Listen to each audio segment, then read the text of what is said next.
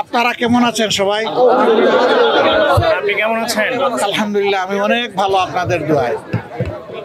শুধু খারাপ লাগে যে এত বড় একটা আয়োজনে আপনারা সারাদিন ধরে ছিলেন। আমি জাতির জন্য আমার মনের কথাগুলো স্বাভাবিকভাবে তুলে ধরতে পারিনি, এটা আল্লাহর ইচ্ছা। কিন্তু এরপরেও শেষমেশ দুই একটা কথা বলার চেষ্টা করেছি। আগামীতে ইনশাল্লাহ আরো সুযোগ আসবে, আরো কথা বলা যাবে ইনশাআল্লাহ। আপনাদের মাধ্যমে। দেশে বিদেশে যারা আমার এই সাময়িক অবস্থা দেখে কষ্ট পেয়েছেন, সহানুভূতি প্রকাশ করেছেন, দোয়া করেছেন, তাদের সকলকে সালাম জানাই এবং কৃতজ্ঞতা জানাই। শুধু দোয়া করবেন যতদিন বেঁচে থাকি, আল্লাহ তাআলা যেন মানুষের কল্যাণের জন্যই আমাকে বাঁচাইয়া রাখেন, আমিন। এবং আমার দ্বারা যেন দেশ এবং জাতির কোনো ক্ষতি না হয়, আল্লাহ যেন আমাকে সাহায্য করেন।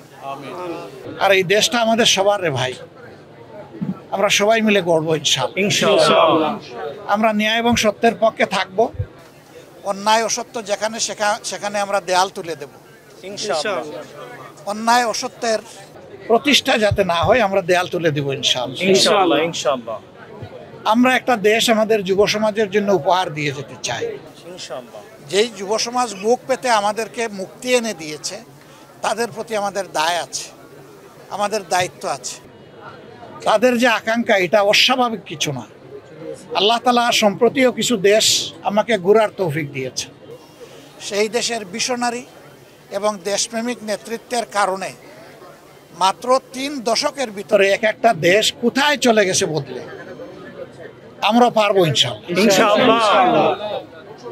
সবাই আমাদেরকে একটা কথাই বলেছে, তোমরা যদি শুধু দুর্নীতিটা দমন করতে পারো, তোমাদের দেশ আমাদের চেয়ে আরো সুন্দর হয়ে যাবে। কারণ তোমাদের মানুষগুলো আমাদের দেশে যারা সার্ভিস দেয়, তাদের সার্ভিসের উপর ভিত্তি করে এই সমাজ যদি আগাইতে পারে, তাহলে তোমাদের দেশ কোনো আগাবে না। আমরা এই জন্যে আজকে বলেছি, কতটুকু বুঝাইতে পেরেছি আমি জানি না, কতটুকু স্পষ্ট হয়েছে আমি জানি না, যে ফেসিবাদ বিদায় নিয়েছে একটা লড়াইয়ের মধ্যে, আর একটা লড়াইয়ের মাধ্যমে ইনশাল্লাহ দুর্নীতিকে এই দেশটাকে বিদায় করতে হবে। এটা সকল দলের জন্য প্রয়োজন, প্রত্যেকটি নাগরিকের জন্য প্রয়োজন। এই দুর্নীতি সমাজ থেকে নির্মূল না হওয়া পর্যন্ত নাগরিক জীবনে কোনো ধরনের কোনো নিরাপত্তা আসার কোনো সম্ভাবনা নেই।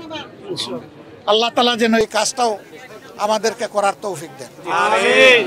আর আমার জীবন নিয়ে আমি খুব বেশি উচ্চাভিলাষ তো নাই, আমি কোনো আশাও পোষণ করি, কিন্তু আল্লাহর কাছে একটা জিনিস চাই, যে জাতির প্রয়োজনে আমি এর জন্য শহীদ হতে পারি। আপনারা সবাই দোয়া রাখবেন। আসসালামু আলাইকুম।